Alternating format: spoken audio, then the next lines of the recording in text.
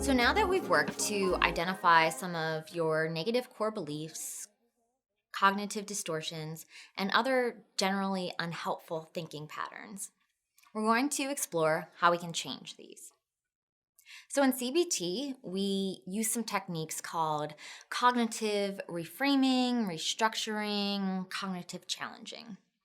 So basically, this is the way that we sort of observe our thoughts and place a little judgment on them. We sort of put them on trial to see how accurate they are, which is not something that we generally do, right? Our thoughts just come and go so quickly that we hardly ever take time to verify if they're valid. We just go with them. They cause us to feel anxious, and we don't question it. We take it as truth. Those emotions impact our behaviors, and we just go with it. So let's cut it off right in the beginning. Let's challenge these thoughts, all of these thinking errors, so that we can start to improve our emotions. In cognitive restructuring, we work with a therapist to identify our negative and unhelpful thoughts. Check, we've done that. Now we're going to work to challenge and modify these thoughts. So a good way to do this is similar to what we talked about earlier with looking for the evidence. When we look at our core beliefs, they're pretty general ideas. And so we can look at a variety, a very broad range of evidence that might not support them.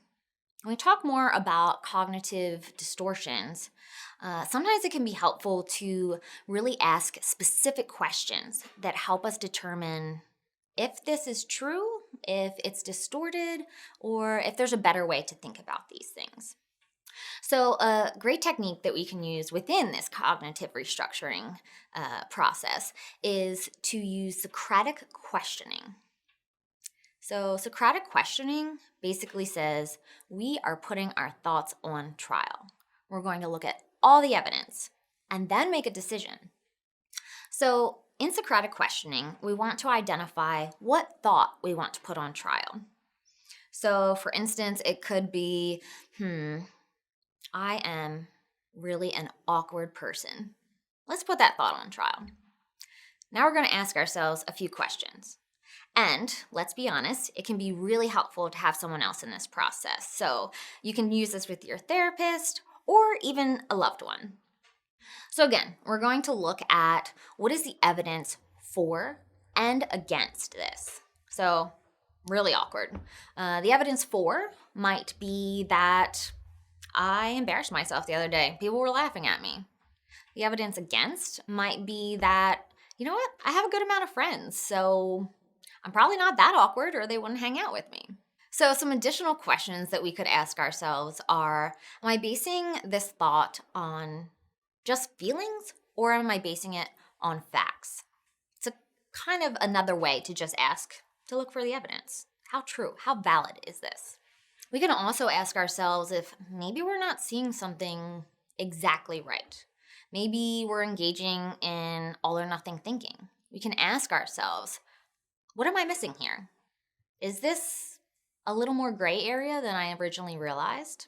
So there are many more questions that go along with this Socratic questioning technique that helps us to reframe our thoughts, to restructure them, and challenge them. For the sake of this recording, I'm going to wait till the end during our mock therapy session so that we can really see how this works in a typical therapy session. This way we can go through in real time and explore what this might look like and how we can use it when we work with our therapists. So we've started our journey with the first steps to rewiring our anxious brain. In the next segment, we're going to look at another CBT strategy called thought logs, which will ultimately help us to, again, look at our thoughts, see how they impact both our emotions and our behaviors, and work to think of healthier thoughts that will lead to healthier emotions and behaviors.